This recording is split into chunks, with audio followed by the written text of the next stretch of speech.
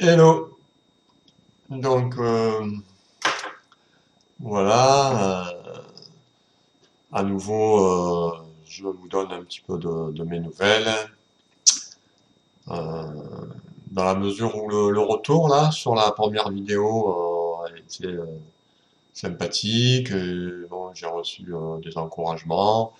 Bon, même si vous l'avez compris, hein, c'est fait avec du matériel très rudimentaire. J'ai monté un petit peu le son, je vais faire attention au niveau du son, de parler peut-être plus distinctement, plus fort, parce que des fois on m'entendait pas bien, surtout si vous visionnez avec les mobiles. Les mobiles n'ont pas forcément des haut-parleurs très puissants. Après vous avez les écouteurs aussi, ça peut être sympa. Voilà, et donc de faire suite avec un développement sur les grandes peurs et vous le savez, qui sont associés donc aux trois grands petits, hein, en fait, les trois nœuds qui nous attachent donc au niveau de la base, du cœur et du front.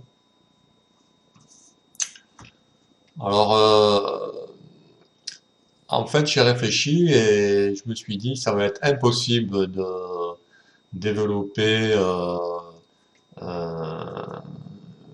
fait de pouvoir, dans l'énergie, se libérer de ses attaches, défaire les nœuds, si justement on n'a pas un propos un petit peu sur la qualité de l'énergie et si on n'a pas intégré un préalable qui est celui du sens à donner à l'énergie, hein, d'avoir un petit peu quand même une clé de compréhension, hein, euh, une façon de lire, hein, d'avoir une grille de lecture, hein, donc des explications. C'est très important. Sinon, on peut pas comprendre. On peut pas avoir véritablement euh, le sens donné au grand petit, quoi. Donc, ce prérequis, c'est le prérequis de l'énergie, c'est donné par le tantra. Hein, vous savez que le tantra fait confiance de prime abord à l'énergie, à la sensation, hein. Il y a toujours une médiation corporelle, on se méfie du mental, on aime bien prendre les supports du corps, de l'énergie, de la lumière, du son, de la vibration. Et du coup, voilà, il faut essayer de préciser un petit peu quel est ce travail avec l'énergie. Donc, en fait, du point de vue de l'explication du yoga, hein, on a la primauté de l'esprit sur la matière. Vous savez que ça, c'est un débat qui est très important, hein, parce que du point de vue des matérialistes, c'est l'inverse. Il y a la primauté de la matière, hein. Les matérialistes, hein, quand même, faut un petit peu donner leur explication parce que c'est bien de connaître aussi les arguments du matérialisme, hein, pour mieux les contrer, pour mieux les infirmer, hein, les nier. Les arguments des matérialistes, en fait, c'est que n'existe ni réel que les éléments naturels, hein, les éléments donc ce qu'on appelle les Mahabhuta, qui sont la terre, l'eau, le feu, l'air et les terres, hein. Pour ceux qui ne savent pas bien ce que c'est les terres a été mis en évidence par les scientifiques, hein. On sait maintenant que il existe encore un résidu de matière qui occupe l'espace interstellaire entre les planètes, hein. Ce n'est pas le vide absolu, il y a encore de la matière, c'est ce qu'on appelle l'éther. Une matière très subtile qui est en quelque sorte la source des formations des planètes, qui est l'espace qui accueille toute la formation des systèmes stellaires. Donc, les matérialistes pensent que la conscience est le produit, en fait, de la matière, de ces 5 éléments. C'est-à-dire que c'est, en l'occurrence, le corps, le cerveau qui produit donc la conscience, l'esprit. Et donc, quand le corps meurt, eh bien, la conscience s'éteint, l'activité cérébrale devient plate, il n'y a plus aucun signal, l'encéphalogramme devient plat, et plus rien après la mort. Donc du coup, ces matérialistes débouchent sur en fait une philosophie très très hédoniste, très nihiliste, et même on peut le dire, c'est une façon de justifier l'égoïsme, puisque après moi, ben, le déluge, quoi. Après moi, il n'y a plus rien. Donc de mettre à profit ce moment de la vie pour jouir le plus possible des plaisirs de ce monde. Voilà. Et ça, donc, c'est très combattu en yoga parce que on dit non, non, non, il n'y a rien qui prouve que la conscience soit un sous-produit donc de la matière, des éléments grossiers, point du tout. D'ailleurs, les matérialistes, les scientifiques n'expliquent pas bien comment les cellules du corps, du cerveau puissent produire notre esprit, nos facultés psychiques, nos facultés d'abstraction, nos facultés aussi donc de sentiments, d'avoir de la compassion, de l'amour, de la haine, toutes sortes donc de processus affectifs. Tout ça n'est pas expliqué en fait par les matérialistes. Ils ne savent pas comment cela procède. Et du coup, voilà, le matérialisme, c'est une impasse. C'est une impasse. Et de plus, d'un point de vue logique, hein, dans toute connaissance, c'est que la vie, c'est de la connaissance. C'est une aventure de connaissance, qu'on le veuille ou non, c'est ainsi. J'ai conscience de mon corps, j'ai conscience de l'environnement, voilà, j'ai connaissance de mon existence.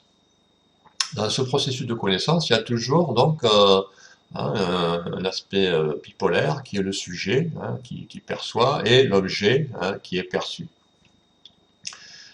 Et de ce point de vue, si le corps, n'est-ce pas, a la propriété de la conscience, il assume donc le sujet percevant, celui qui perçoit, on ne comprend pas bien comment du coup, le corps puisse être perçu également comme objet. C'est comme si le corps devenait donc à lui seul sujet et objet de connaissance, ce qui n'est pas possible, ce qui nie le processus de connaissance lui-même.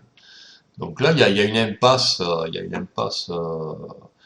des matérialistes mise en évidence par le yoga et aussi par simplement la logique.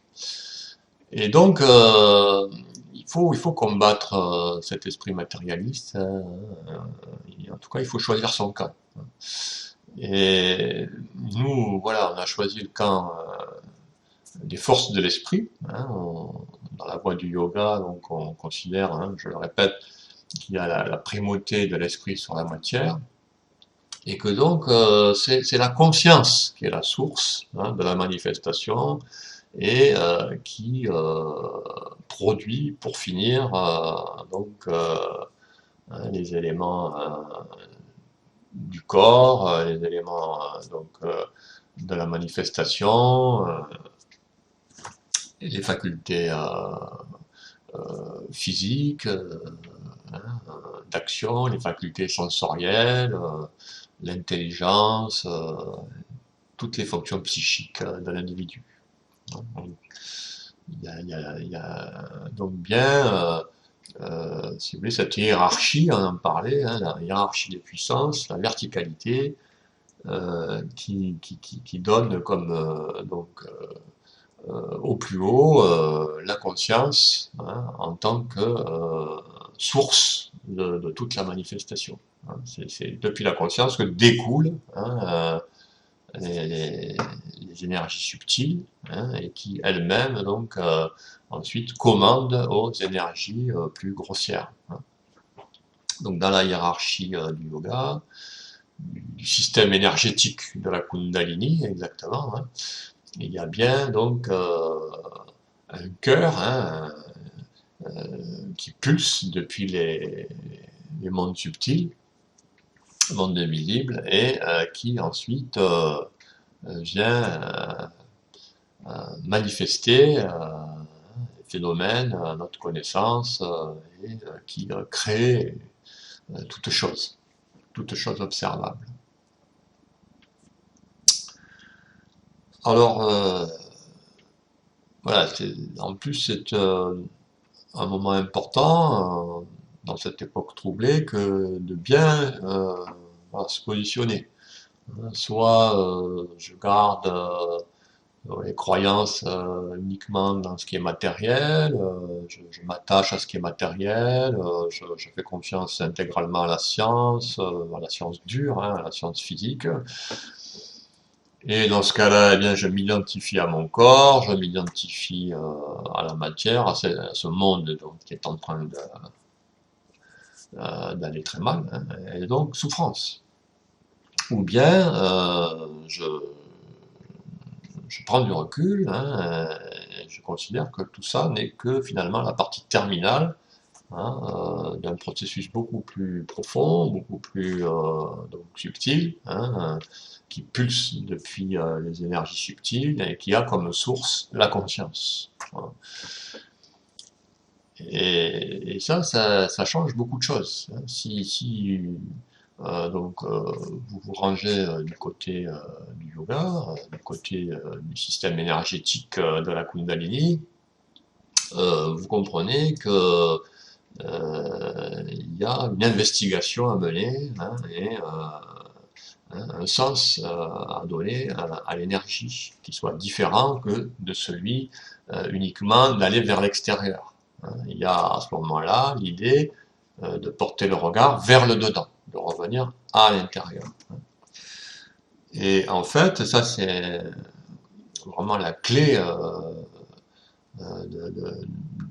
du yoga, hein, en même temps que du tantra, qui est de prendre appui sur le corps, sur notre terre intérieure aussi, hein, en tant que la base, hein, le centre de la base, pour remonter en sens inverse de la création, hein, un petit peu comme un saumon qui remonte le courant, hein, et qui de cascade en cascade finit par atteindre ce lac intérieur où il est né, où il a vu le jour, hein, d'où il est parti, hein, il retrouve la source. Hein, et curieusement, ce sont des lacs glaciaires, hein, qui sont très apaisés,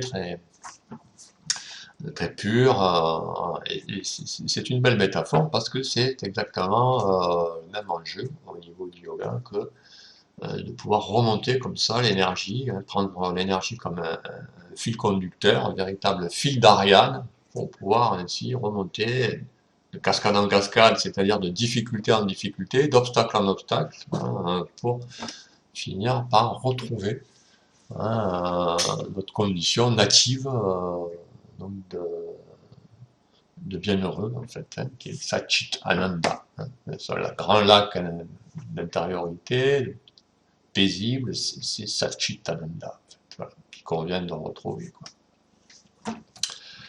Donc, pas se tromper, hein, au niveau de donner un sens à sa pratique, à l'énergie, pour hein, trouver à remonter, hein, le courant de la manifestation, et à aller des plans donc manifestés vers les plans subtils.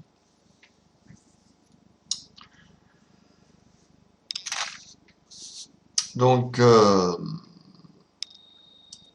il y a du coup euh, une nouvelle dimension qui s'ouvre, hein, et ça c'est vraiment important aussi de le préciser, c'est que donc dans cette remontée, on va comprendre que l'énergie en fait est toujours assujettie. Assujettie, c'est-à-dire qu'elle contient en elle, en son sein, le sujet.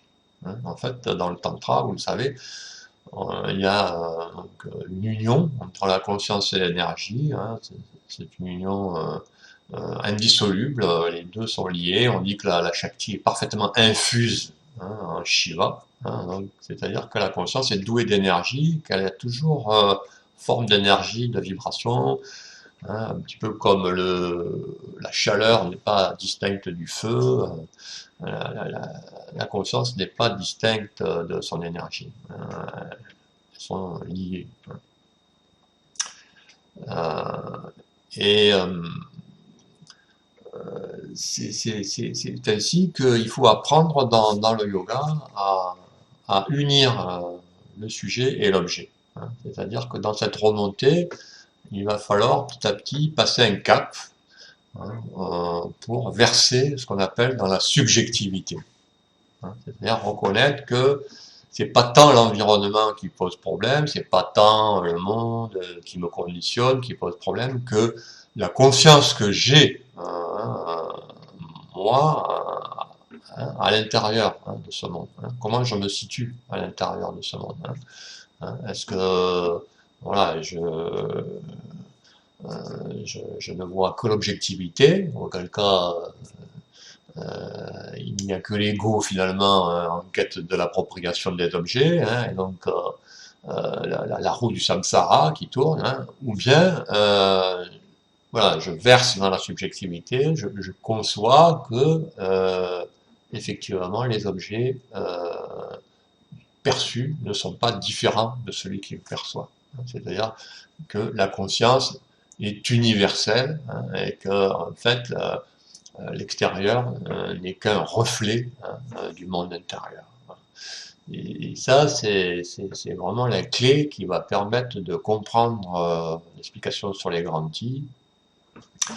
C'est donc d'avoir cette dimension du pur sujet, de la conscience intérieure. Hein, de pouvoir comprendre que le monde, si vous voulez, c'est l'expression, hein, de la conscience, c'est l'expression d'un sujet. Hein, l'arbre, les rivières, quelle qu'en soit la forme, tout s'exprime sous forme d'individualité. Hein. Le sujet se trouve en fait dans toute chose, hein, dans une montagne, dans un poisson, un atome, un cours d'eau, tout peut être dénommé, tout peut avoir un nom, hein, c'est pas pour rien, c'est parce que en fait on peut y voir le sujet présent, hein, et la conscience, hein, qui est là en toute chose. Voilà.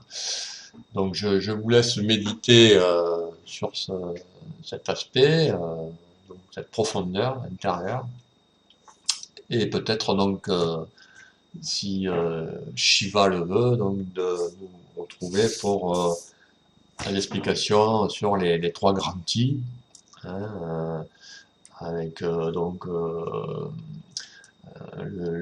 nœud de la base, hein, qui convient de défaire.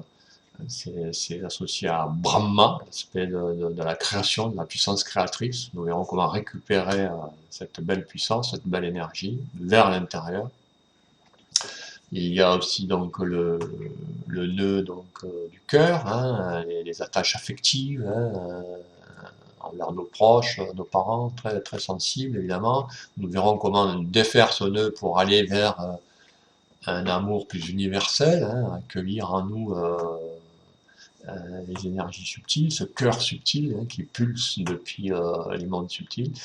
Et enfin, donc, le nœud du front, hein, donc associé à Rudra. Hein, alors j'ai oublié que le cœur est associé à Vishnu, hein, la préservation, et le nœud du front est associé à Rudra, la dissolution, hein, Laya, hein, en sanskrit.